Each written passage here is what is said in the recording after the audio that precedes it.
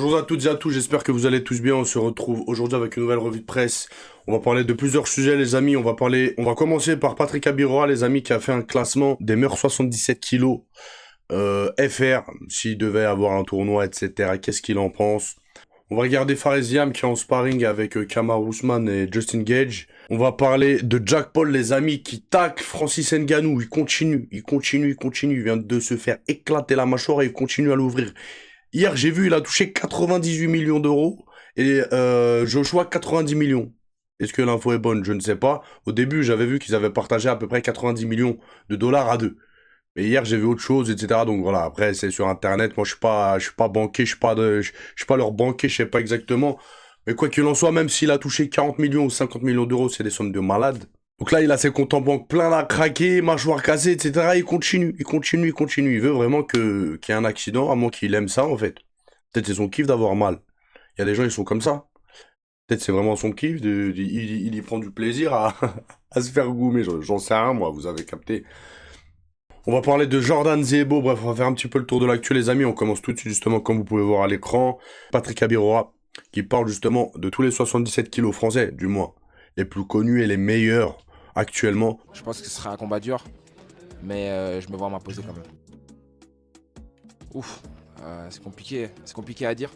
Je pense que Jordan a beaucoup évolué, mais je Doumbé pense qu'il y a des Zebo. patterns dans le style de Je Cédric pense Doumbé Doumbé, qui il peuvent le termine donner encore toujours. du tort à Jordan. Je pense qu'il serait beaucoup plus dur que le premier. Je pense qu'il Ça va, s'en là, sortirait ouais. quand même. Baki contre ton diable, je pense Baki, Ça, c'est moi. un combat, je peux pas me prononcer, la vérité, je sais pas. Ça, c'est des trucs. Ça, je connais déjà. Il veut C'est pas des se trucs mouiller. pour que Twitter se sent en folie. Non, c'est bien, tu fais bien ton métier. La vérité, tu fais bien ton métier. Sur le papier, on devrait dire la personne qui ne dirait pas Baki ne serait pas réaliste par rapport à MMA. Abdul Sola. Ah, c'est très compliqué. Abdul, hein. Tu peux avoir un Axel qui Je gère pense. tous les rounds et Abdul qui te sort une soumission de nulle part. Il a l'air tellement fort dans le sol que j'ai l'impression qu'il pourrait soumettre, je pense.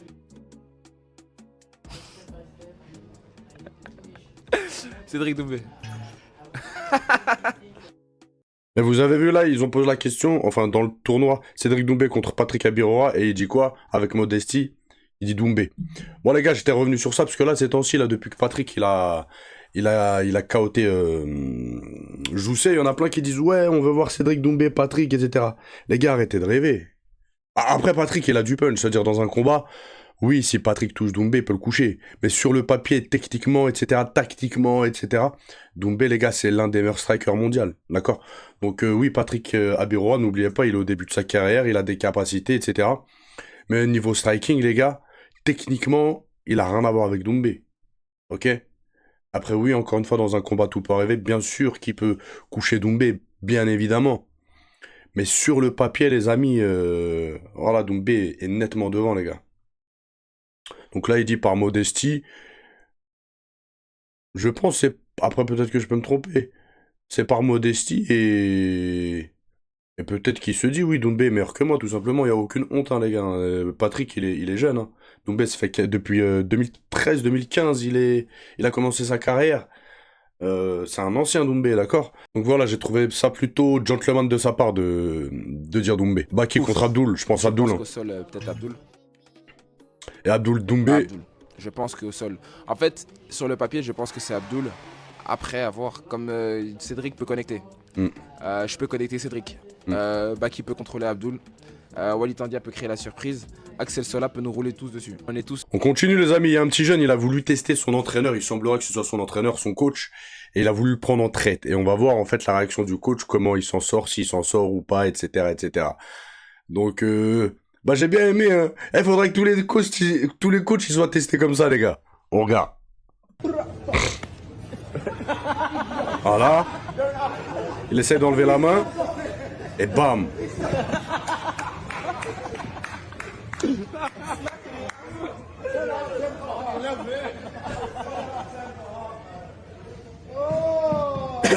On voit, c'est un ancien et tout, mais il est là.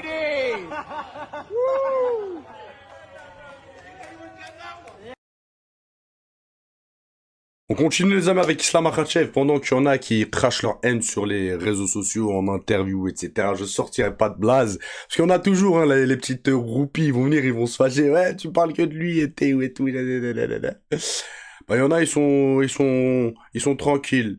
Ils sont dans la paix, sans haine, sans violence. Voilà, ils font du bien, ils essayent de faire du bien. Là, on voit Islam Makhachev, il relâche des centaines, et je sais pas, il y en a combien, des centaines, des milliers de poissons dans une rivière. Donc c'est quoi des esturgeons? Voilà. C'est une bonne action, c'est une bonne chose ça. D'accord?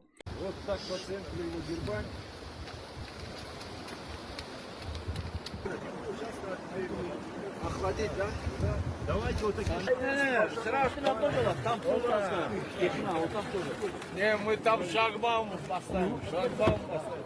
يا بسم الله الرحمن الرحيم.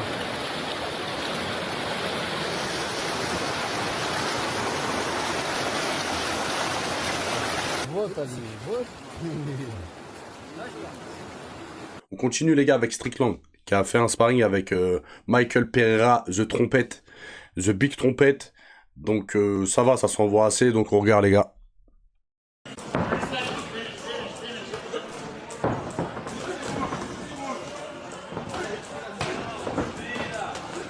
The Big Trompette se fait dominer, hein.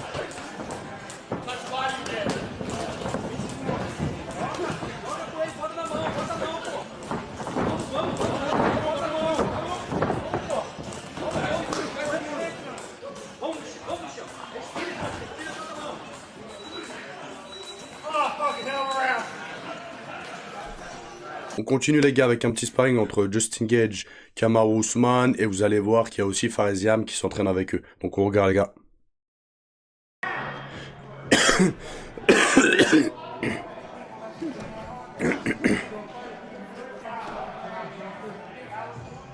2 minutes. Donc on voit là Fares, c'est avec Justin Gage. Je crois ouais. Stay heavy and let's win position. Good job.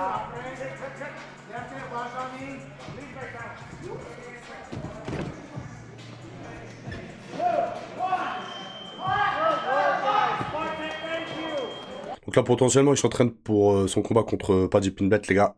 On continue les amis avec Ben Askren. Vous vous rappelez qu'il était extrêmement malade, qu'il a failli... vous avez capté.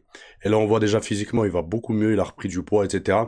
Et il affirme que le soutien qu'il a reçu pendant son opération a changé sa façon d'agir avec les autres, avec les gens, etc. En gros il dit quoi? Les gens étaient là même quand j'étais inconscient, ils s'occupaient de mes enfants, ils priaient pour moi, etc. S'il y a une chose que je vais m'efforcer d'améliorer, c'est de témoigner de l'amour aux autres, d'être attentif à leurs difficultés et de m'assurer d'être présent pour eux. Donc on voit les amis que ça a dû le toucher profondément en fait de voir le soutien qu'il a eu et que les gens apportaient à sa famille durant sa maladie, puisqu'il était extrêmement malade, mais de fou, hein. Je crois qu'il avait même pas d'argent justement pour payer son opération. Il était dans une situation extrêmement critique. Et on voit que les épreuves, ça peut changer un homme. Donc là, c'est ce qu'il dit. Est-ce qu'il va suivre les mots par les actes? Ça, je ne sais pas. En tout cas, voilà. Dans sa déclaration, il dit qu'il a envie de s'investir plus dans l'humain, en fait. D'être... Voilà. Donc c'est plutôt une bonne chose. On continue, les amis, avec Jordan Zebo, qui est de retour en janvier après son KO contre Baki. Pourquoi ils sont obligés de préciser ça, son KO contre Baki? On le sait, wesh. Il est de retour, fin. Là, en fait, j'avais vu le titre. Mais là, je viens de percuter, en fait. Pourquoi il précise après son KO contre Baki? Tout le monde le sait, c'est bon, khalas. Donc il semblerait qu'il va défendre sa ceinture face à Ramzan Mustafaev, top 2 de la catégorie des 77 kilos le 30 janvier. Je crois, si je dis pas de bêtises, que Mustafaev fait partie du MMA Factory, non? C'est un collègue de Jordan Zebo, si je dis pas de bêtises, les gars. Qu'on me reprenne si je me trompe, hein. Mais je crois qu'ils s'entraînent dans la même salle. Si c'est le cas, c'est des partenaires d'entraînement, ils se connaissent. Encore une fois, les gars, reprenez-moi si je me trompe, mais je crois que c'est le cas, d'accord? Après, Mustafaev, ça reste quand même un striker, etc. Je pense quand même que Zebo est devant sur le papier. Après, encore une fois, dans un fight, tout peut arriver. Après, est-ce que je suis hypé par ce fight? Non, pas plus que ça, les gars. On continue, les gars, avec Netflix. Ils ont en fait... Attendez, vous voyez mal. Hop là. Comme vous pouvez voir, le combat entre Anthony Joshua et Jack Paul a fait 33 millions de personnes. 33 millions de vues, de viewers. Ce qui est quand même énorme, les gars, mais c'est absolument rien comparé à Paul contre Tyson, par exemple. Jack Paul contre Tyson, j'étais hypé, moi. Je me suis dit... Enfin, j'étais hypé, entre guillemets. Je me suis dit, je vais regarder. Mais la plupart des gens, les gars, on est dans le même délire maintenant. On s'est fait avoir une fois, on a vu que c'était chelou, leur fight, machin, nan. Donc voilà, je me suis pas connecté à Netflix pour regarder le fight moi. Et il y en a plein, vous êtes dans le même délire, soit vous avez regardé une rediffusion, soit des extraits, etc., etc. Mais ce genre de combat, vas-y, c'est bien une fois, deux fois, trois fois, on se fait avoir, quatre fois, vas-y, à la rigueur. Mais après, ça y est les gars. Donc là, on peut voir hein, de moins en moins de hype pour ce genre de combat, et j'ai envie de vous dire, bah, c'est pas plus mal. On continue les amis. Bon, j'étais revenu là il y a quelques jours sur Rico. Il semblerait se préparer en MMA, etc. pour potentiellement signer à l'UFC, etc. Et là, il y a, hier ou avant-hier, j'ai fait une vidéo. Normalement, il va affronter Anthony Joshua en boxe anglaise, d'accord? Et là, l'info vient de sortir. Il semblerait que l'UFC ait proposé à Rico d'affronter Derrick Lewis à l'UFC, d'accord? Donc Derrick Lewis, il était chaud et Rico, il semblerait qu'il ait refusé. C'est un petit peu dommage qu'il ait refusé, Rico. Après, bon, si Rico est frileux d'un Derrick Lewis, frère, fais pas de MMA, ma gueule. Va pas à l'UFC, fais pas de MMA. Que Derrick Lewis, c'est loin d'être le meilleur. On continue les amis avec Joe Rogan qui met en garde Jack Paul contre la poursuite de sa carrière de boxeur. Les gars, avant que je vois l'article là, ce matin j'y pensais. Je pense à Jack Paul, mais je me disais, parce qu'en fait j'ai vu l'interview qu'il a fait sur Francis Ngannou, mais je me suis dit, il cherche quoi en fait? Et juste après cette info là, justement, on va voir quand il parle de Francis Ngannou. Et justement, j'avais la réflexion, je me disais, mais qu'est-ce qu'il cherche en fait? Il cherche quoi? Et bam, je suis tombé sur ça. Et Joe Rogan, en fait, on pense la même chose. À quoi il joue, Jack Paul? Donc il a dit quoi? Il met en garde Jack Paul contre la poursuite de sa carrière de boxeur, lui conseillant d'arrêter prématurément. Le prix à payer est exorbitant. Il s'agit d'une profonde dépression, bon ça je sais pas pourquoi il dit ça, on va rester sur les lésions, nous. De graves lésions cérébrales pouvant mener à la dépendance de je sais pas quoi en fait. Il poursuit en disant on ne peut pas encaisser indéfiniment, le coup qu'il a reçu de Joshua c'était une dizaine de coups. Ah ouais les gars, ah ouais. Donc là je suis dans le raison les gars. Pourquoi faire une carrière de boxeur? Mais à chaque fois je reviens sur ça les gars, mais c'est parce que je comprends pas. Pourquoi tu veux faire le boxeur? Tu veux faire une carrière de boxeur? Affronter, on le vannait, hein. On disait ouais il affronte des petits, des mecs retraités, machin, machin. Maintenant il s'attaque à des Francis Ngannou, à des Joshua, même si c'est scripté, comme c'est Derek Doumbadi ou d'autres ont dit, etc. Même si c'est scripté. Les coups, il y a des coups qui peuvent être réels. Et on l'a vu, il s'est fait éclater la mâchoire. Et ça, c'est pas bon pour ton petit cerveau, ça. C'est pas bon. Donc il y a une différence, les gars, entre un mec qui a rien, qui est jeune, etc., qui grandit dans la boxe anglaise ou dans le MMA, voilà, qui gagne, etc., il arrive à l'UFC et il devient champion. Il commence à gagner de l'argent, etc., etc., il continue, voilà, pour mettre bien sa famille, machin, machin. Il y a une différence entre lui et un mec qui est youtubeur, qui commence sa carrière à, je sais pas, à 20 piges, 25 piges, qui est déjà multimillionnaire, les gars, c'est pas multimillionnaire, qui gagne des... Les gars, je suis... Ah, c'est un cas spécial, Jack Paul. C'est un cas spécial. C'est une énigme. Je comprends pas ce mec.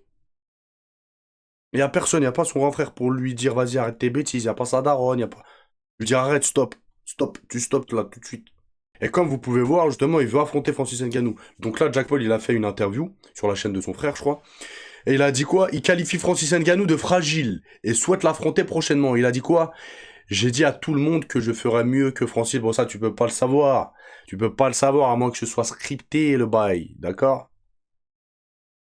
Donc c'est quand même culotté, hein. Si c'est vraiment scripté, moi je sais pas, j'affirme rien, les gars, d'accord? Mais on a qui disent que c'est scripté, peut-être que c'est le cas. Il y a The Tank Davis qui est revenu sur ça il y a quelques jours, là. Il a dit le bail c'est scripté, truc, machin. La fois elle est sortie, je voulais pas partager, mais voilà. Il a dit quelque chose comme ça. Donc on va dire potentiellement ça pourrait être scripté. Mais si c'est scripté, pourquoi tu viens être prétentieux et dire ouais j'ai fait mieux que toi? Alors que ça a pas de sens. C'est de la schizophrénie à ce niveau-là. C'est même plus de l'acting, c'est comme le mytho. Un mytho, il va te raconter une histoire, les gars. Il croit ce qu'il dit. C'est pathologique. À la limite, c'est la même chose. Si les bails sont vraiment scriptés et il te dit ouais j'ai fait mieux que toi, t'as vu, il se la raconte, etc. Alors qu'il sait que c'est scripté, c'est qu'il y a un problème. Et il poursuit en disant Francis n'a pas vraiment de mâchoire. Francis est un peu fragile. Je vais l'affronter. Je pense que maintenant il acceptera peut-être le combat. Vous en pensez quoi? Est-ce que Francis devrait l'affronter ou pas? Moi, si j'étais Francis, je crois que je l'affronte. Je prends des 100 millions. Je prends un 100 millions ou un 50 millions. Et je suis pète sa bouche, les gars. Moi, si j'étais Francis Ngannou, j'essaie de lui mettre le même uppercut que j'ai mis à... Comment il s'appelle à Overeem. Non, trêve le plaisanterie, les gars, il devrait accepter. Il prend ses billets, il lui casse sa bouche et voilà, comme ça, c'est... Voilà. Donc voilà, je sais pas pourquoi il persiste, les gars. S'il a envie vraiment de se challenger, qu'il affronte des petits jeunes de son âge, qui sont en boxe anglaise, ou qu'il a eu MMA, il devait faire une transition MMA, non? Avec le UFC ou je sais pas quoi. Bah, qu'il a eu MMA au pire, s'il veut vraiment se tester. S'il veut des sensations, des machins. Et là, les gars, je sais pas, la situation elle est bizarre, mais vas-y. Bref, les gars, je vous laisse. Ciao, ciao.